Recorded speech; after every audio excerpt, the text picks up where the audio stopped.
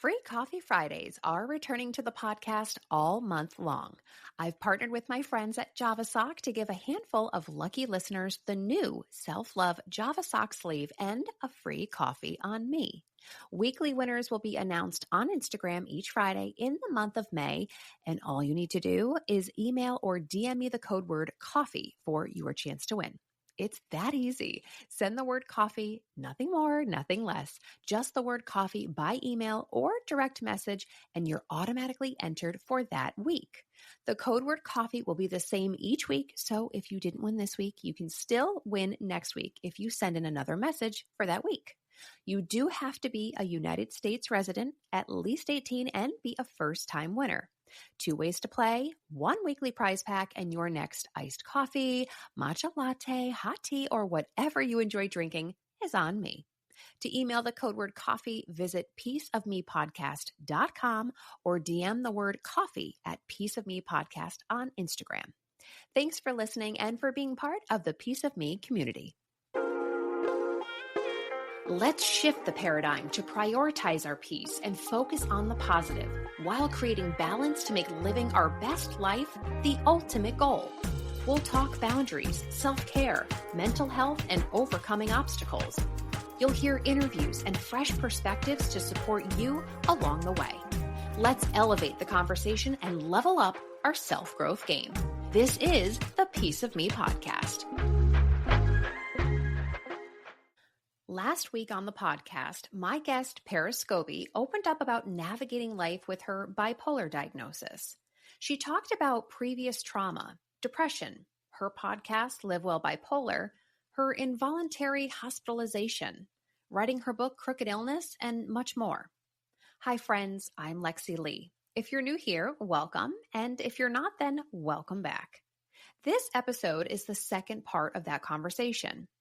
Paris shares what she's learned, how she gained her confidence, how to remove the shame and manage mental illness, finding your people, and her wellness exercises that she does every day. She calls those wellness exercises her core 4, and she'll share exactly what they are in this episode, just in case you want to steal them for yourself. And a little spoiler alert, they include journaling, which you know I'm all about. Now, this episode is being released during Mental Health Awareness Month. So not only do I appreciate someone like Paris being vulnerable and opening up so others don't feel alone, but she also educates us so we can better understand those in our life who do struggle with mental illness. Now, Paris also shares something in this episode that wasn't part of the podcast plan. It was something that happened literally an hour before we started recording. We chatted about it quickly before I hit record, and I'm so glad that she decided to share this exciting announcement with the Piece of Me podcast listeners. I think one of the key takeaways from our chat is to embrace who you really are, find those who support you in life, and to pursue whatever passion is calling your name. So let's pick up where we left off. What's helped you now? Like, what's helping you navigate this? I mean, now you're 29. Mm-hmm. It's been 10 years. Mm-hmm. What's helped you along the way, whether it's finding balance or just navigating? Like, tell us what you've learned.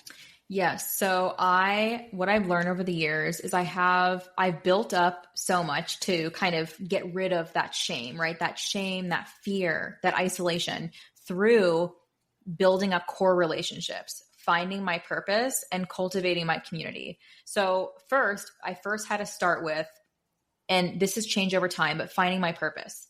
I said, you know what? I'm never going to be able to get rid of this feeling if I don't start talking, and I'll start small. And that's what I did. I said, I'll start with this. And then I've been able to find my purpose through the podcast, through doing these conversations. And if it wasn't for the podcast, you would not have my book in your hands, because it was all the people that I spoke to who said, you know what, tell me about you. What about you? I know you interviewed me, but why are you here? And I would always push it off, and I'd never want to talk about myself. But this story is something that has touched people all over the world. And they said, you know, I have a daughter that's bipolar. I have a mom, a dad, whoever, right? This has helped me understand it more. This has helped me understand. And I feel like I always think about now, who are you hurting by keeping that story inside you? And, you know, think about the people you're, you know, hurting and taking away from, right? And I feel like we're always so in our head of how am I going to look when I say this, right? And I've had jobs, right, where I've gone in and I've been very open and I said, look, like, I mean, I would have never been able to get into the industry. I was also worked in the hospital, different clinics, different things like that. But I worked also I was very successful. I always had this dream of, and I feel like it was because when I was working in the hospital, I kept hearing like people who are bipolar. I remember like literally seeing someone working there say, they can't make six figures. They can't have good jobs. They can't do this. So I said, you know what? That doesn't seem to be true.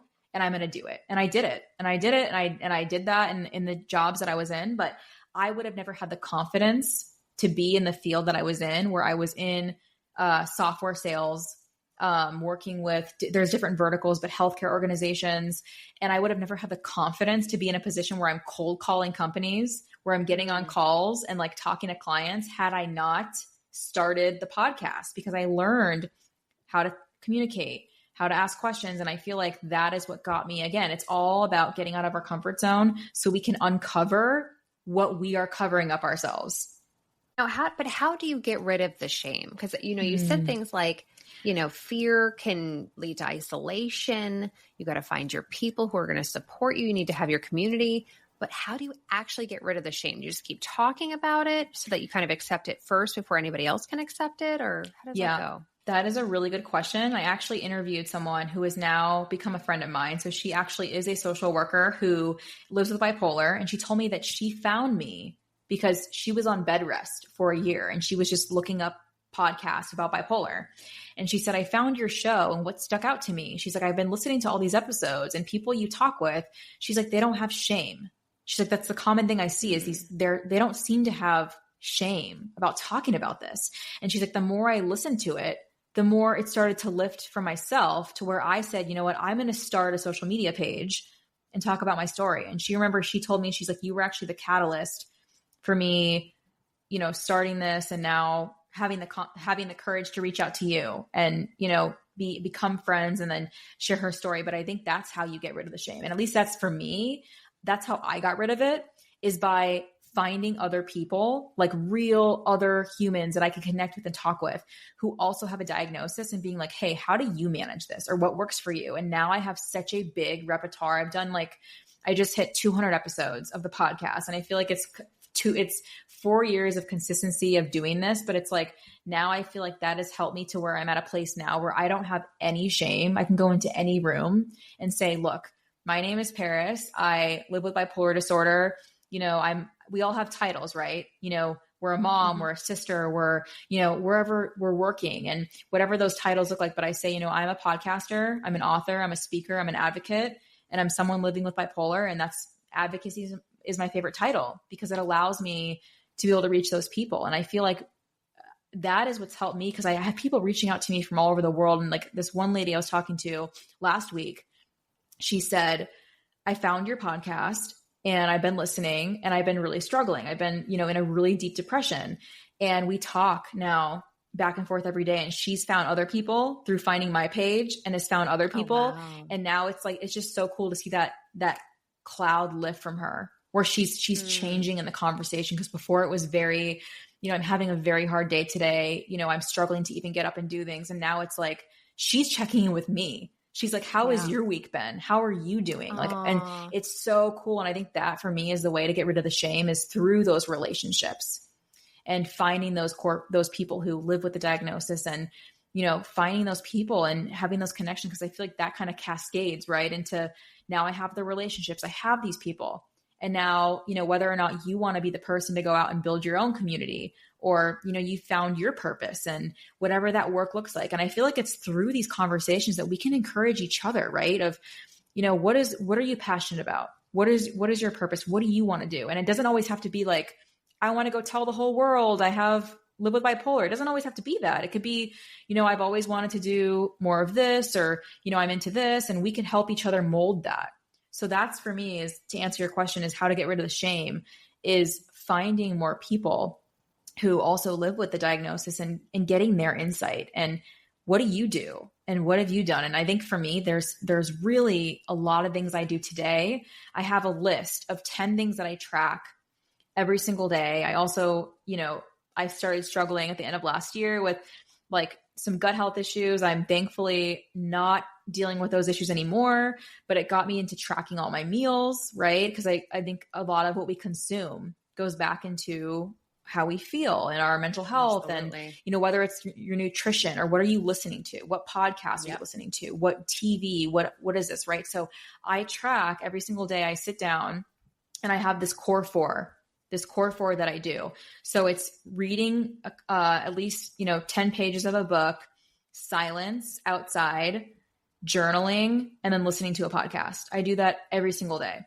So, and also it's, whether it's a couple pages of a book I'm reading, I'm getting out my notes, and I love your journal. I told you this before we hit record, you guys, like Lexy's journal, she's part of my routine. So I'll go in there and I'll fill out the different prompts and things that I'm feeling called to that day. So a big part of that is reading, journaling, silence. And I do meditation as well, but I just like to give myself 10 minutes of silence outside in the sun. I sit there, I don't have my phone. And then I also make sure that I'm listening to a podcast, like when I'm doing stuff in the day. So those are my core four, but I would definitely say to defeat that, the shame is what I found is through also your routine, but your relationships and, feeling like if you feel like you have no one, searching, right? Looking up like me, Bipolar podcast, and then reaching out to me on Instagram, because I will always answer. Right. And I think that's the thing is your people are out there and they will either they'll find you or you'll find them. Now I have a question, because you said, this person who you connected with on the internet, who she's dealing with bipolar as well, and you guys have been messaging back and forth and you've kind of built this online friendship or whatnot. Mm-hmm. Is it when someone else is also going through, like she's obviously going through, she's at a different phase in her journey. When she does message you and she's not in a good place, could that ever trigger you? Could that ever put you in a different pattern? Because here you are trying to balance your own thing, and keep your mental health in check and do what's healthy for you, mind, body, and soul. And then when you kind of, as much as you want to support somebody else, that's still, you're consuming that too. So can it be triggering? How do you deal with that also? Yeah, that's an excellent question. I actually had this come up. It was at the end of last year, right? So I did have someone reach out to me, and like, it's a friend of mine too, but I was able to say, look, to respond and say, I can't emotionally, take this on. I was going through a lot, but I say, this is what I can do is like, I can direct you to, have these resources and these different things and to get help that way. But I think it also is wrong, right? To try to take on everything, right? Everything we get to us, like, I'm going to help you and I'm going to do this for you. But I think also like it's an act of love to set those boundaries for yourself. And when you have someone, whether they're a friend, a stranger, whoever they are on the internet, right? Reaching out to us and knowing like I'm out here and this is what I do, right? I talk about these things very openly, but if it's like I'm in a space where I'm not able to, handle this or to take this on or to be able to be that resource, but I want to give you, here's what you can do. And, I recommend, I know you have an appointment coming up with your therapist. I'd recommend going over that with them and outlining this, but just being able to also respond to and a respectful way is like what I've learned, but I do that. I do let people know. Right. And I also think it's very dependent on how I'm feeling as well. Right. And also the nature of what's coming across to me, where it's like what they're saying to me and then feeding them into here's a resource line or here's a crisis line or here's a number, here's a resource that you can call and contact and have this resource that I can't do for you, that I'm not equipped to handle. And I don't have the training or the background to give you what you're asking for, but I can point you in that right direction. I think it also is a big thing to do because it would make no sense for me to say, yeah, call me, right? Like, and to take all of that on and know that I can't handle it, because then I'm going to be going back to what I did when I was first struggling, right? Taking on so much and not setting boundaries. So I do set those boundaries when that comes through. And I do let, communicate of, here's how to handle it. And here's what I would do. Right. And I've had, I think I've even had people do that to me where I've reached out and people come back and say, hey, I can't take this on, or however they word it, but here, do this. And now I respect that. But the old me would be like angry and like, wow, like you don't care about me and you don't like me. But it's not that.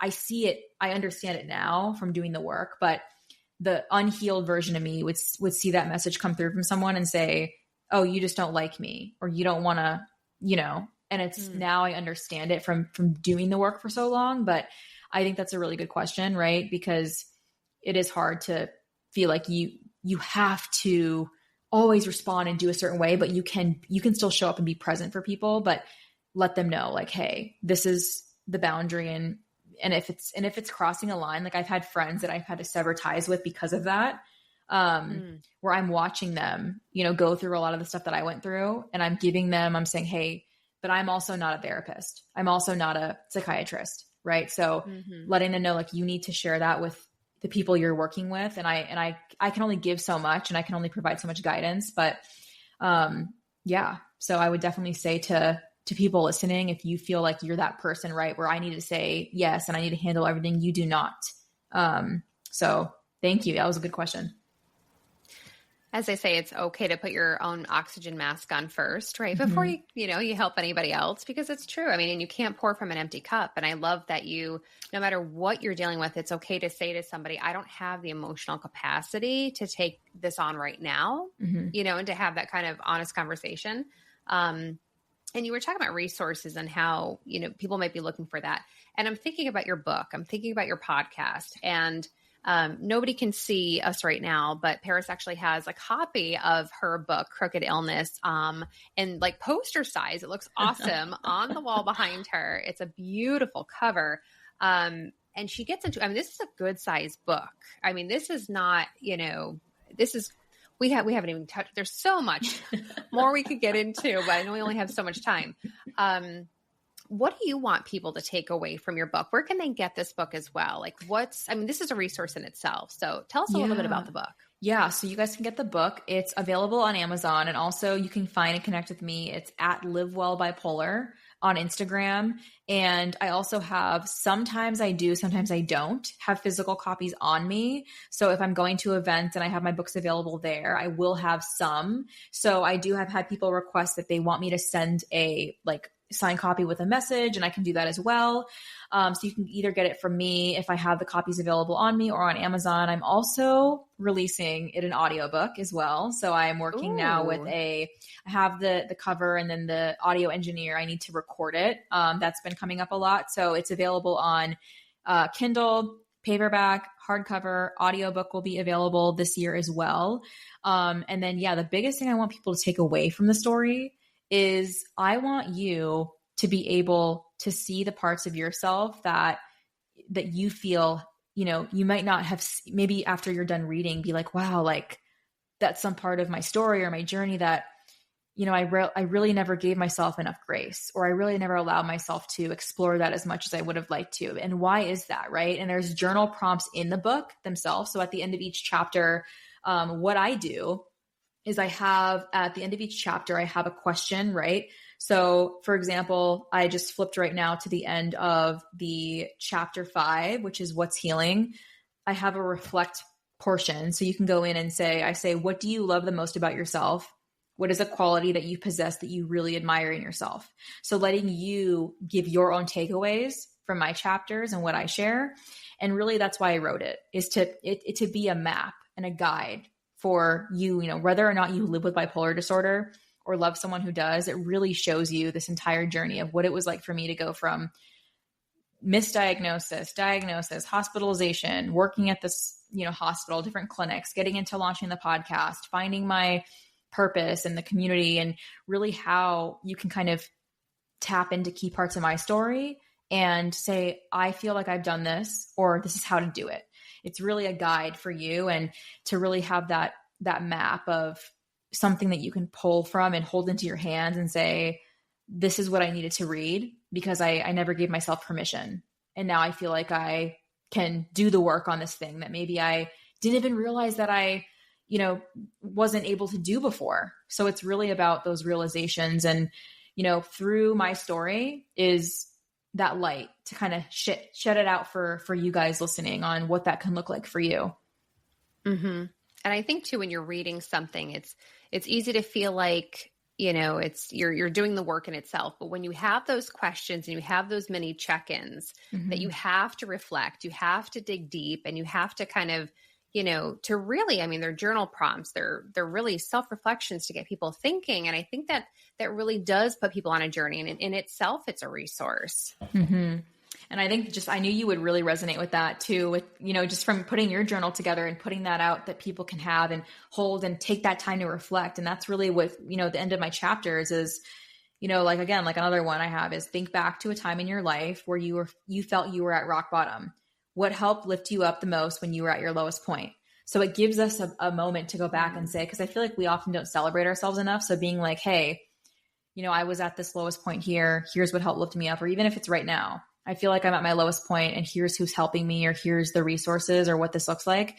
It's letting us, put that out on a page, or otherwise, where would we have found the time to really dig deeper into these things? I talk about journaling all the time on the podcast, but it's so worth it. I mean, if it's to heal from past traumas, if it's to uncover things, if it's just, I mean, I think a lot of times too, we put so many things that we just put things under the rug and we just move on, and we just, but sometimes we have to go back and dig it back up and work through it, find the lesson there, heal from it, and move forward. So but one thing I want to touch on, because I didn't get a chance to ask you, and I think this is a really key part of your story, is you did go back and work in the hospital where all this took place. Yes. And I'd love for you to shed some light on that, because I'm sure people are going to want to know more, and they're going to have to get your book to understand the rest of it. But tell us a little bit about that. Yes. So I have a scene in the book where I talk about my interview, where I talk about going back in there. And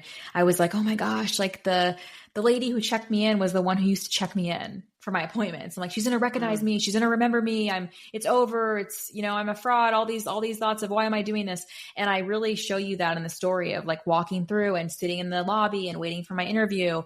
And really for me, what going back and working there has taught me is that was the beginning of when I felt like, even though I fully am not open about my story, I didn't launch the podcast, I didn't even start working on my book or my journey or any of the stuff, or none of this stuff, right? But I felt like I was like, I've gone through this. I want to be able to use what I've learned and help, but I also knew I wouldn't fully be able to do that if I didn't do my journey the way I did, which is what I do now. But I remember I learned a lot of going in there, because it's like you're working with people of all ages, right? 18 to I think 73 was the oldest person I worked with, and seeing people from, all different diagnosis backgrounds. And I remember even like being there, I was like, I really want to just be able to reach out and say, look, like I take the same medication as you. I have the same diagnosis, and I want to, be able to really hear where you're at and help. But you're kind of told, you need to follow this plan. You need to ask these questions. You can't tell too much about yourself. And again, there was a lot of stigma even within the system, right? I remember being told, when you go out to different visits, like make sure you don't take, if they offer you food or water, don't take anything. And I'm like, why? Like you're acting like they're trying to poison me and kill me. And it's like, it's just, again, it further feeds into this stigma of people who have a mental illness. They're dangerous. They're trying to kill you. And it's like, I'm like, that is so, and I'm like, I am one of these people. I am someone who lives with this diagnosis. And I feel like me before, I used to be very uncomfortable with that word of, I have a mental illness. I never liked it. I'm like, it just makes no sense. I don't associate with it. And I think also there's another good way of like, brain health. You can hold your brain in your hands. You can see your brain. So no one wants to raise their hand and say, oh yeah, I live with mental illness. I'll probably accept it. Right. Most people don't. Like, I feel like there's very different people who are like, yeah, I'm confident in sharing that. But when you can actually look at a body part, like a kidney, or, someone has a kidney stone or had a heart attack or a liver failure, it's the same thing with your brain, right? There's different parts of your brain that, are struggling in this way, and we can make it more normalized in that sense from a biological standpoint, rather than an invisible illness. Like it's an invisible thing. We can't see it. So it's scary and it's dangerous. So I think, so that's kind of just trying to demystify that. But yeah, I mean, the number one place you guys can go to connect with me is Live Well Bipolar on Instagram. The book is there. You can send me a message as well if you wanted a personal signed copy. But yeah, the biggest takeaway I wanted people to have from the story is really just being able to see yourself and really recognize how far you have actually come, no matter where you are in your journey. You really have come so far. And we often tell ourselves like, there's never an end in sight. You know, once I do this, or then I'll be happy. But then you do that. Yeah. So never ends. That's so true. Yeah, that's so true. So, and I'm going to list all of Paris's contacts. Everything is going to be in the show notes. So if you guys are driving right now, if you're out taking a walk, don't worry. It's all going to be listed down below for you. And not only do you have this book, we talked a little bit about the podcast. You mentioned you hit the 200 episodes. Are there any other like special learnings, anything else? Like, I mean, you've had this journey for 4 years. So you've written this book, you're about to do an audiobook. I mean, things are just taken off. There's also another big change that happened. Yes. So feel free to touch on that. Yes. So to share with you guys, so I have officially transitioned out of, so my work, like I mentioned earlier, I said working in the online reputation space, you know, software sales. So I have handed in my letter of resignation, and I'm going to be, you know, fully working on my advocacy work through speaking, going out with different nonprofits, organizations, events, and doing a lot more of this type of work that I've been doing now for the past couple of years. And really it was, you know, a bittersweet decision, right? It's like, I, you know, love what I do as well, but know that I just feel such a calling for what I'm doing. And, you know, there's so many opportunities that are coming up, so many events that I'm going to be going to in different parts of the US here right now. And I know it's just the impact, right? I wanting to have that impact on people who are feeling alone. Like, I don't have my core group. I don't have any relationships. Like, the messages I get all the time of people being like, I found you and here's what I'm feeling and all these things. And yeah, so I've made that decision. I shared that with Lexy prior to hitting record, is, you know, just being excited for this next chapter and just filled with such gratitude and blessing, and knowing that I would not have been able to do this had I not have my core people, right? My mentors and people I look up to, and, you know, have been great friends of mine, my husband, right? Having someone behind me who, you know, has fully believed in my mission. And he's been with me, you guys, before I launched the podcast, before I published my book, before I spoke publicly. He was always that one in the corner telling me, you should do this, you should share this. And I was like, always like, are you sure? Very kind of hesitant. But again, it's like, there's so many people that, you know, I give credit to, and I thank across my journey. And, you know, just another big one is, you know, a good friend of mine, Kevin Hines, is like, Kevin Hines and his wife, Margaret, who've been just so encouraging me on this journey of, you know, stepping into this next chapter of, you know, going out and sharing these experiences and really what it means for people, right? The value of reminding people of what this lived experience is, and, you know, how it can help transform lives. So I feel like I've been very lucky, but I would have never been able to do this, right, had I not started with myself. And I'm very happy that, you know, I've been able to hit the 200 episode mark. And I think it's because I found that joy in it, right? It's finding that purpose, and it doesn't feel like something I need to do. Oh, I need to make another episode. It's like, it's really just about putting out those resources to help other people navigate bipolar disorder. And it's been something that's saved my life. And that's why I'm dedicating, you know, the rest of my life now to this work and really stepping fully into this. Right. And I would encourage you guys listening too, you know, maybe if you're in the same position of, you know, I've been doing this other thing, and, you know, this is, you know, where you're at, right. And just really prioritizing things that matter the most. But yeah, so I'm very excited. I'm very, you know, thankful for this journey, because I wouldn't be here had I not learned of other people who've figured out what works for them. Because that's really what has inspired me to incorporate those different pieces and kind of see what works for me and give that to other people. So yeah, so I'm just excited to continue to do more of this work. And Lexy, thank you so much for, you know, having me on, sharing this journey. I've loved talking with you. I feel like I can just talk to you for days and days and days on this, on this kind of stuff. No, it's been my pleasure. And I think you're going to help so many people. And my last and final question, because this is the Piece of Me podcast. So I just want to know, besides the core four, what are some things that maybe you've stopped doing over the years to find your own peace? Oh, I love that question so much. And some of the things I've stopped doing is, I can say the biggest one is the awareness to when I'm being unkind to myself. So whether it's the thoughts or the lack of, I'm not sticking to my core four, or I'm like wanting to isolate, or I'm wanting to be alone, right? Awareness into that. So how is that showing up in my life? But then also, again, another one is less screen time at certain parts. So because I feel like I had no boundaries, I was like, I always need to be checking my emails. I need to be getting back to people. And now it's like having at certain point in the evening, like my phone's going off, I'm turning this off, or I don't even check it until I finish my core four. I get up, I do that. These things I would always go right to, I need to go and see what I'm doing. I have that boundary now. So the less screen time, awareness into those unkind thoughts and actions towards myself. And then also really like taking account into what I'm doing. Like this is what I really love about your journal. You asked about those things that feed us, right? And the things that kind of take away from that purpose. So giving myself more awareness. And it looks like for me is getting outside, taking walks, right? I live in Arizona. It's going to be really hot coming up soon. It's nice out right now. So I can get some walks out at different times, right? So it's giving myself that insight into how do I feel when I'm doing different things? Do I feel like it's something I'm pushing myself to do? Like I feel forced into, right? And yeah, so really I would say those three things of, taking account of how do I feel when I'm doing this? Do I need to do more or less of it? Less screen time at certain points throughout the day. And then also awareness into I'm speaking really unkindly of myself today, or I'm, isolating. Why am I doing that? So I think I would definitely say those three things have really helped me identify how to have more peace for myself and invite that into my life. Yeah, those are great. And I love that you prioritize those things, especially the screen time, because I feel like, oh my gosh, it's so easy. I mean, you said that earlier too, like when you go outside, don't bring your phone, have 10 minutes without the phone, because I mean, I feel like my phone's glued to me at all times, like we're on screens all the time.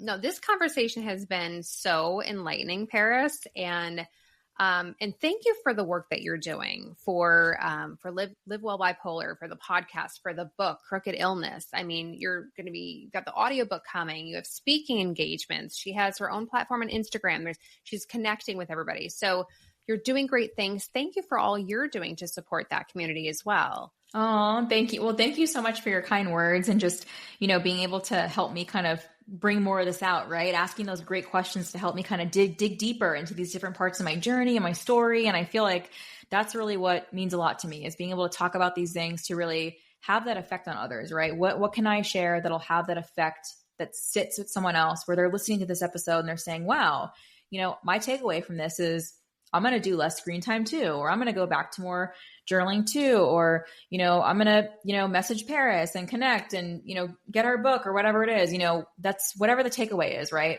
Trying to put that out there to create the takeaway that they're looking for. So thank you again. And I really I love this conversation and just the kind words about my work. It means so much to me. And again, I feel the same about you. Like I've loved our connection and just all the chances we've had go back and forth and, doing your journal and hearing your thoughts on my book, it's been so much fun so far. And I can't wait to see where, the rest of the conversations take us. Well, I'm excited. I'd love to have you back on the podcast in the future. I mean, Paris, you're a mover, you're a shaker, you're doing great things out there. You're just going to keep shining. And especially now that you're throwing yourself like fully into this, girlfriend, you're going to make some moves. That's for sure. So thank you so much for being here. And we'll definitely talk to you again soon. Of course. Thanks, Lexy. Bye, guys. To be part of the exclusive listener group, hit the follow button on whichever podcast platform you're listening to right now. When you follow, you'll be the first to know about new episodes so you can listen before anyone else. You'll also have quick access to the show, making it convenient to find for the next time. For more free content, join me on Instagram, TikTok, YouTube, and online at peaceofmepodcast.com.